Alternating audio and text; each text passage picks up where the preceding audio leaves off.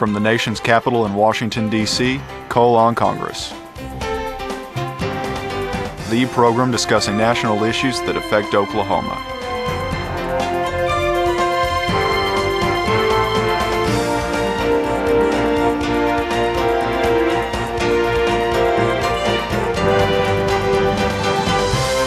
Your host, U.S. Representative Tom Cole. Thank you for joining me today for another episode of Cole on Congress. Today I'm pleased to welcome my good friend, Congressman John Kline, to the program. Congressman Kline has represented Minnesota's 2nd District since 2002. We actually came in together. And John currently serves as the ranking member on the Education and Labor Committee, and as a Marine Corps veteran is a champion of veterans and defense issues, also a member of the Armed Services Committee. So thanks for joining me today. I always have to begin these things with something personal. We always worry about that. We do. You should, and in your case, you really should. Unfortunately, I'd have to dime us both out. But John really is my best friend in Congress, and frankly, the guy I admire the most. And one of the reasons I admire him, frankly, is 25 years of distinguished service to the United States of America as a Marine, and a pretty unusual stint in part of that, which I'd like you to talk just a minute about before we get into more substantive current events. But you flew Marine One for both President Carter and President Reagan. Yeah, flying Marine One was just a great thrill. It was 4 years with the squadron, got to travel around the world. You got to fly a helicopter into the south lawn of the White House. Pretty neat stuff. And then I followed that with a 2-year stint in the White House as the aide to the president, which was also just a fantastic experience. Carried the nuclear codes, the football. But a lot of times people ask me, well, what was it like? You know, you worked for President Carter and President Reagan, and you're a Republican. Well, I've got to tell you that actually working for President Carter was an honor. I mean, I was a Marine major, and working for the Commander-in-Chief, the President of the United States, was still quite an honor. Of course, working for President Reagan was a great delight of my life. What an absolutely fantastic man, a great president, just a joy to be around. So it was a small part of my 25 years in the Marines, but pretty unique and quite an honor and great fun. Well, you had a great distinction there. I should have mentioned this to you. I was going to spring this on you before you got on the air, but I think you ought to tell our listeners about the story when you told the President of the United States what he could and could not do in terms of military protocol, and who overruled you in the end. Oh, my, that takes about 30 minutes. The program isn't long enough. I'll try to give the shortened version of it. When President Reagan had been elected, was coming in, we were told by the transition team that he would want to salute. We asked what they meant by salute, and they said, you know, put your hand up to your brow and salute when the flag comes by, and salute the Marines and soldiers and so forth. We did a little quick protocol search, found out what we already knew. Presidents don't salute. No president, including President Eisenhower, who had been a 5-star general and the commander in Europe and in World War II, did not salute. On Inauguration Day, I had the great honor of being with President Reagan from the time he was sworn in. The tradition, as you know, Tom, is after the swearing in, there's a dinner, a meal in the Capitol, and then the President and the First Lady and the entourage goes out, and they go up to the White House, and the parade comes by. And in the room, 50 people, senators and members of Congress and others, are standing around, and brand newly sworn in President Reagan looks at me and he says, Major, he says, in the parade, when the flags come by, he said, I'm going to want to salute. Can I do that? And I, having done all this research, said bravely, no, sir, Mr. President, you can't. Presidents don't salute. You have to stand at attention, place your hand over your heart. We had a small discussion. Incredibly enough, my argument carried the day. The parade went on. President Reagan did not salute. He placed his hand over his heart. Flash forward very quickly. The president was shot. The president recovered.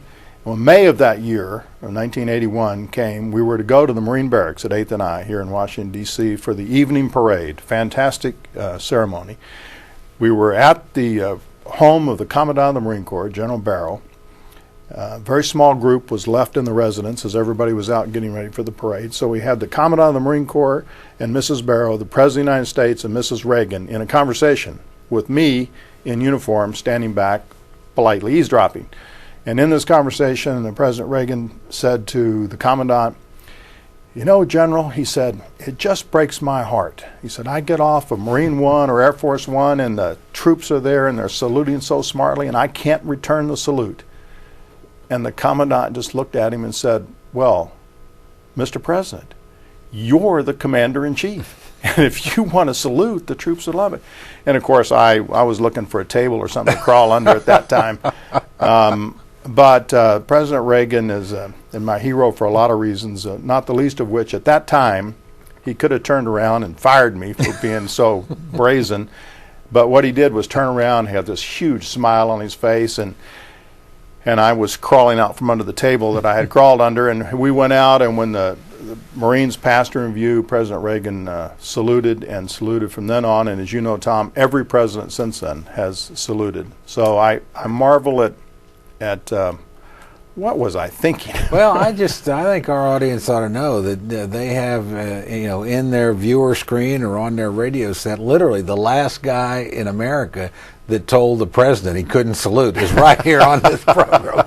I'm not sure that's a great claim to fame, Tom. Well, you've evidently recovered. You've come back from it, and you're in Congress now. And at the top of the show, I introduced you as the ranking member, but the reality is you're soon to be the chairman of the Education and Workforce Committee, enormously important committee, which we actually served on together during our first term. And you're going to be making decisions about educational issues, the reauthorization and changes of No Child Left Behind. So tell me what you see coming forward over the next Congress in the area of education. Well, I think where we have a bipartisan agreement on is that No Child Left Behind needs to be fixed. I never talked to a constituent, a teacher, a superintendent, a principal, and I'm sure you're the same, that says, "You know what, I love that No Child Left Behind. It's perfect legislation." Now, I actually now tell them I know the guy that can fix it for you. Well, we don't have bipartisan agreement on a lot of things here in Congress, as you know, but there is bipartisan agreement that we need to fix No Child Left Behind. And that bipartisan agreement that we have to do something about it, I think is going to allow us to work together to try to fix it. Now, many of us on our side of the aisle want to see the role of the federal government roll back out of the K-12 education. And so there's going to be not unanimous agreement on what we do to fix it, but clearly it's not working the way it should. The complaints are rampant. They're everywhere. We have the date 2014 is rapidly approaching, whereas my superintendents and principals tell me every school in America is going to be failing to make adequate yearly progress. So I do see us making some progress coming up in the upcoming months. If my colleagues do confirm me as the chairman, I can assure you and your viewers and listeners that we will be working on it.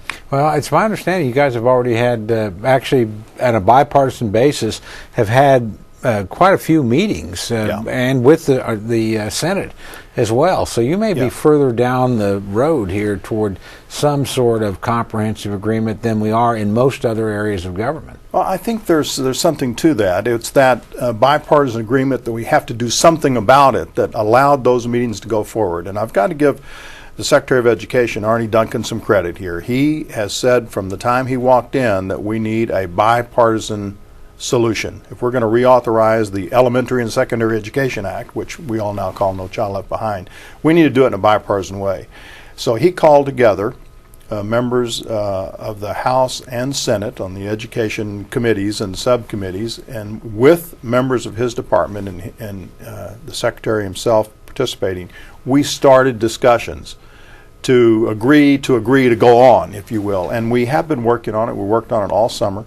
Of course, we're going to be coming back in January with a different Congress and some different ideas on what ought to be done. So we will work with the new members on both sides of the aisle and see what we can get done. I think the work that was done in a bipartisan way is going to pay off because we've had a chance to talk through a lot of things. And by the way, I very much appreciated the way that we went at this summer. I appreciated Chairman Miller agreeing to work this way, and Secretary Duncan and our colleagues in the Senate, because you know that the other model, the we won, we'll write the bill model, just doesn't work. We saw that happen with stimulus. We saw it happen with health care, where we had very, very partisan legislation no participation, no buy-in by the minority party, and at the end of the day by the American people.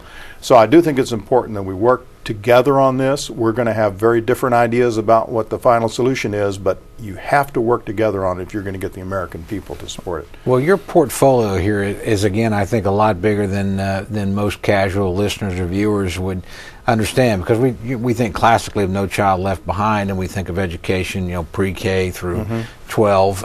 But the reality is, you deal with higher education, you deal with career tech education. Absolutely.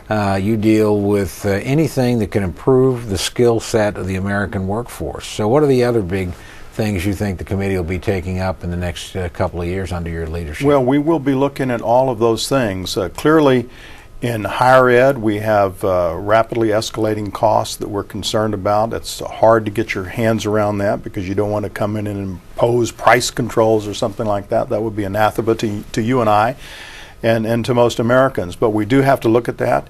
And the for-profit colleges, the career colleges, which educate over 2 million students a year, they need to be allowed to make sure that they're able to continue to function and provide the access and opportunity that they do today. And frankly, I'm a little bit concerned that under this administration there has been a lot of pressure put on those schools that we need to look at and make sure that they are indeed providing the sort of transparency and openness that we all want to see, but that they're not being forced out of business just because they're making a profit. Well, I tell you, in Oklahoma, one of the great, we actually have, probably with Ohio, the strongest career tech systems in the country. That's been an area of focus in state government since the 1960s, and there are dozens of them. And so Carl Perkins funding and the partnership, public-private partnerships, which take place at a lot of these institutions, where you bring people in for relatively short stints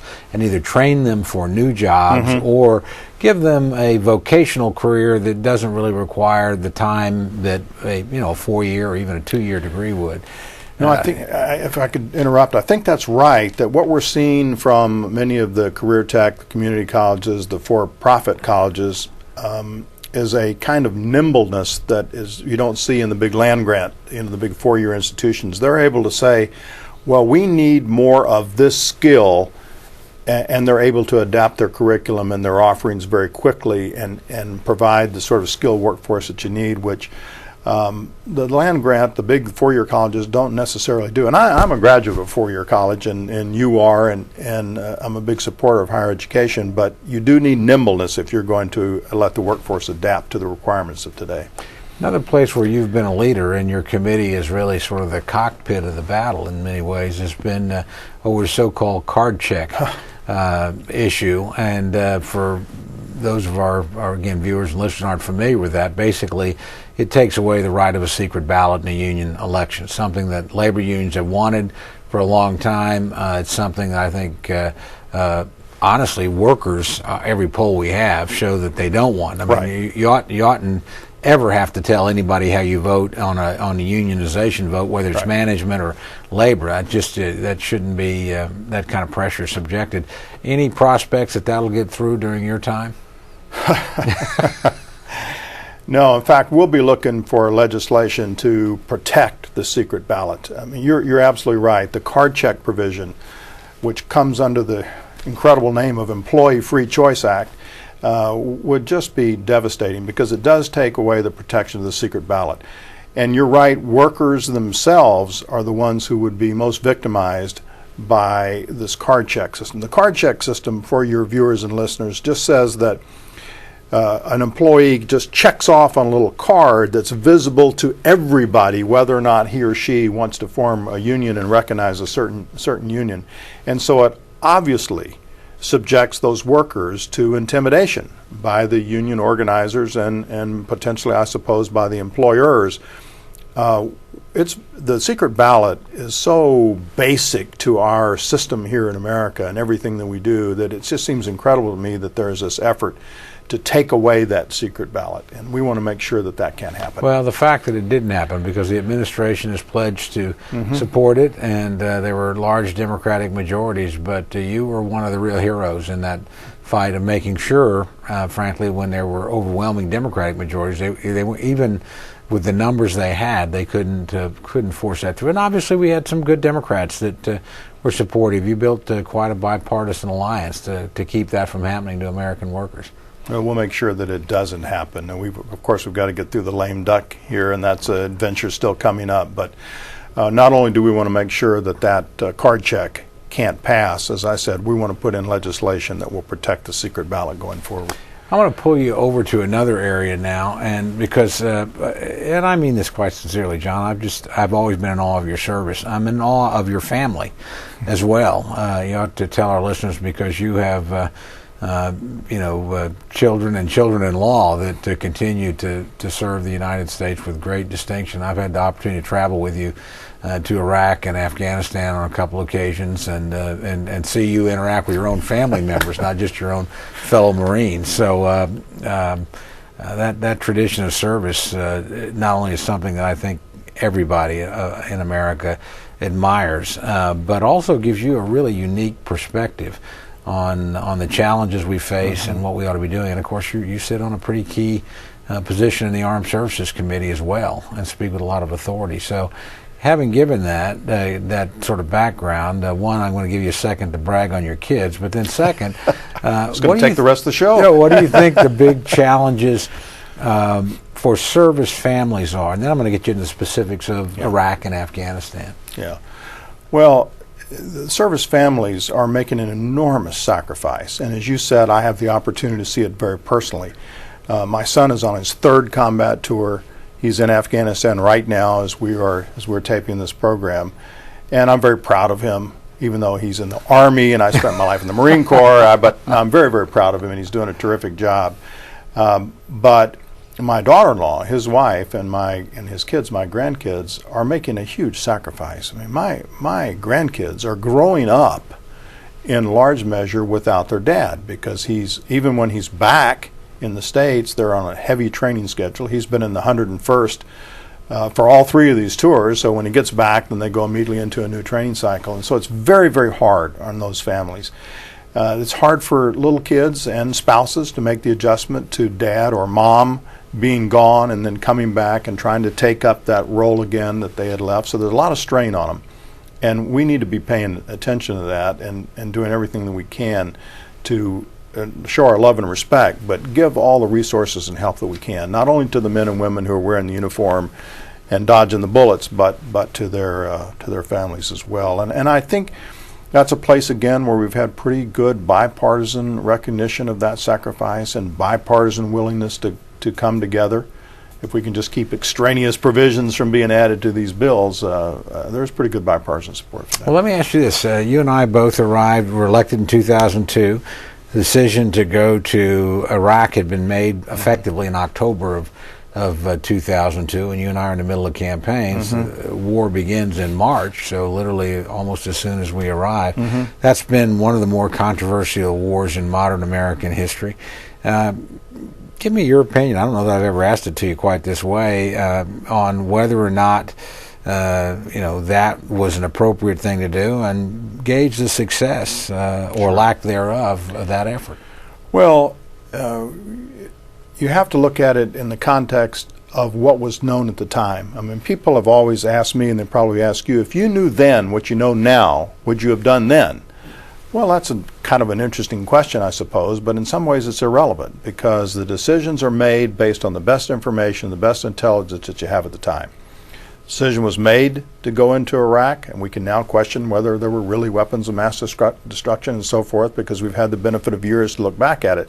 But at the time, you'll recall, Tom, and the decision was made before we got here, but intelligence services around the world believed that there were weapons of mass destruction, and we were just off the heels of the heavy fighting in Afghanistan, the attacks on 9/11. So I would argue that at the time the decision made sense. The question is, have we achieved success in these years? I mean, we paid a heavy, heavy price in lives and dollars, and we both have men and women in our districts around the country have lost limbs, and it's been pretty tough. But I think we're at the point now where we'd have to say it's pretty remarkable as that things are as good as they are in Iraq. We've drawn the troops down to 50,000. We're prepared to draw down again and all the way down next year unless we renegotiate a new status of forces agreement, which could be in the works. It looks like, effective this week, that they've actually put together a working government in Iraq. The al-Maliki and Alawi election makes elections here in the United States seem almost tame. It was a one-vote deal there. But it looks like they've put together a government, and I hope that we can work with them and continue to see progress in Iraq. It's Afghanistan that's the concern right now. We'll get to that, but I think you make an important point, and as we're taping this show, it's really about the time frame that President Bush is rolling out his sort of memoir of his time and this controversial thing. And I think we forget sometimes who and what Saddam was. And right. And this is a guy that launched 2 regional wars, killed over 1 million people. We were drug into one of those wars ourselves, twice close to nuclear weapons, getting out of sanctions at the time that the Iraq War of 2003 began. And I always argue there's every reason to believe there would have been a nuclear arms race by this point going on between the Iranians and the Iraqis. And so I've never, while there were certainly mistakes made, as I'm sure there are in all conflicts, I've never doubted that we did the right thing. The world is a better place. Iraq's a better place. And more importantly, America is ultimately more secure than I think would have been otherwise. But you bring up the perplexing issue of Afghanistan, where, again, I know you've been, and obviously, as you said, have family that have served, and I've been there on many occasions. We're having quite a debate over Afghanistan. The president has both a December review coming up. He has a July of next year sort of date, although that seems to be maybe moving back a little bit now as to how long we'll be there. What's your view, number one, of ought we to be there? We've been there quite a while. And what do you see the current state of play and the potential outcomes moving forward? Well, Tom, I hate to send our sons and daughters, and as we've talked about, literally in my case, my son, over for no purpose. I think we, members of Congress, we Americans, owe more than that to our sons and daughters. And I think that they were sent there with a purpose. I think it is critical that we succeed, so I think it is critical that we stay. Afghanistan, I think President Obama is correct in this. You can't look at Afghanistan without looking at Pakistan. Not only because of the ungoverned, the tough area there and the federally administered tribal areas between Afghanistan and Pakistan, but Pakistan is a nuclear power. The Taliban are threatening in Pakistan, and having a loss in Afghanistan and return to the sort of regime that we saw under the Taliban, where Al-Qaeda can prosper and put pressure back over onto Pakistan, is just unacceptable to the region, to us, and to the world. So we have to be in Afghanistan. I really don't see a workable alternative to that. We need to make sure that we can succeed, and unfortunately, we're working in Afghanistan with something that we didn't have in Iraq. We're working with a country that has no infrastructure. It's the second or third poorest country in the world. Not only is there corruption in the government, I think everybody in the world recognizes and admits that. Even a lot of Afghans recognize and admit that there is corruption. But I thought it was particularly interesting the last time I was there, which was in May, and talking with the governor of Kandahar. He made a very, very important point. Now, this is a man, by the way, whose family lives in British Columbia. He's sort of temporary duty to the governorship of Kandahar. And his point was this. He said, I don't have any staff. I don't have people competent to help me govern. He said, there are Afghans with advanced degrees delivering pizzas in Omaha, Nebraska, and probably in Minnesota and Oklahoma too, but they're not here. And you're looking at a country with a literacy rate of about 15% and literacy among women of about 2%. And so getting people who can just do the basics of making government work is very difficult. So you have a competency shortfall that I think is really staggering. It's going to be very hard to get past that, to get people who can just make the country work. So there's a lot of work there, and we have to have a different expectation. I know, Tom, you and I have talked about this. We're not going to make Afghanistan a Western country, a European country. We just need to make sure that it is stable and secure enough that you don't have a reversion to the kind of regime that was there before that allowed the terrorists to prosper. You know, this has been one of the interesting things because we hear a lot about the partisanship, and there's certainly a great deal of it in Washington, D.C., and the competitiveness between the two parties. But, you know, this is the decision the president's made. He's tripled the number of troops there. He's obviously put maybe our very finest commander of this generation, General Petraeus, in charge of the effort. And he's had, particularly when he presents clean legislation, you know, tremendous Republican support. Right. Actually, the last Afghan supplemental that you and I voted on, there were more Republicans, 160 voting for it, than Democrats, 140, even though it was the president's initiative. So it does suggest to me that unlike Iraq, which became almost a partisan war, where almost all Democrats, certainly not all, but most Democrats in Congress were very heavily opposed, we actually have a bipartisan commitment up here. The real question is, do you think the American people have the stamina to stay if this draws on, as it appears it will, for many years? For, you know, we're now talking 2014 right, as opposed to 2011.